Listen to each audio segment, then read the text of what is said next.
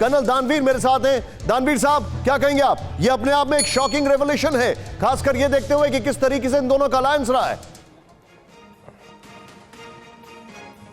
देखिए, इन दोनों का अलायंस हुआ है और ये हमको मालूम है कि इन्होंने कभी भी अंतर्राष्ट्रीय संधियों का उस तरीके से सम्मान नहीं किया। बायोलॉजिकल वेपन्स के ऊपर यूनाइटेड नेशन कन्वेंशन है और चाइना इस ऐसे कन्वेंशंस की उल्लंघन करता रहा है, रिपोर्ट्स आती रही हैं।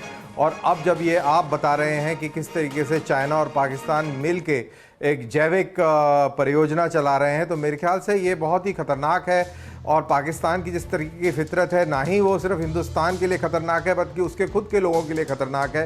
पाकिस्तान इस प्रकार के हथियार बलूचिस्तान के अंदर इस्तेमाल कर सकता है। पाकिस्तान इस तरीके के हथियार अफ़गानिस्तान में पठानों को मारने के लिए कर सकता है। तो पाकिस्तान की बड़ी शैतानी प्रवृत्ति है और ऐसे शैतानी प्रवृत्ति में अगर इस प्रकार के हथियार और को जोड़ दिया जाए तो ये बहुत ही पूरे खित्ते के लिए घातक साबित होगा। मैं आपको रोकूंगा। स्कंद सर, मैं आपसे एक चीज समझना चाहूंगा सर, क्या ये अपने आप में इंटरनेशनल वॉर क्राइम को केस नहीं बनता है चाइना के खिलाफ?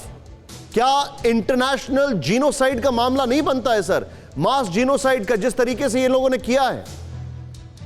देखिए, एक chemical and biological weapons convention है और जिनेवा कन्वेंशन मुझे ध्यान है, उसमें चाइना भी उसका मेंबर है। तो अगर इसके हमारे पास सबूत है तो अवश्य ही हम चाइना को नंगा कर सकते हैं, सिक्योरिटी काउंसिल ले जा सकते हैं और इस कन्वेंशन में कर सकते हैं।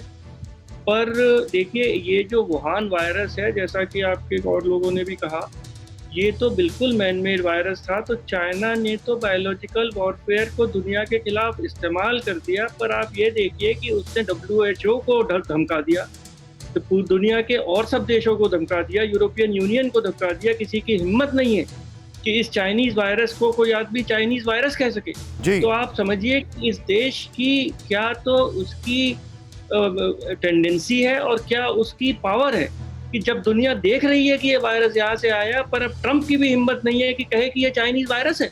शुरू में वो चाइनीज वायरस कहता था, वुहान वायरस कहता था, अब नहीं कहता जी। तो ये बहुत ही डीप गेम चाइना खेल रहा है। पर मैं यहाँ ये जरूर कहना चाहूंगा कि अगर लड़ाई भारत से हुई तो देखिए साइबर वारफेयर होगा।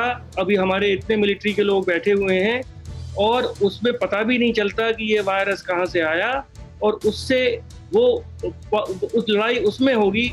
मैं नहीं समझता कि केमिकल और बायोलॉजिकल वारफेयर से भारत जितना बड़ा मुल्क है उससे कोई लड़ाई जीती जा सकती है। न्यूज़ टॉप 9 रोज सुबह 7 बजे और शाम 7 बजे सिर्फ TV9 भारतवर्ष पर।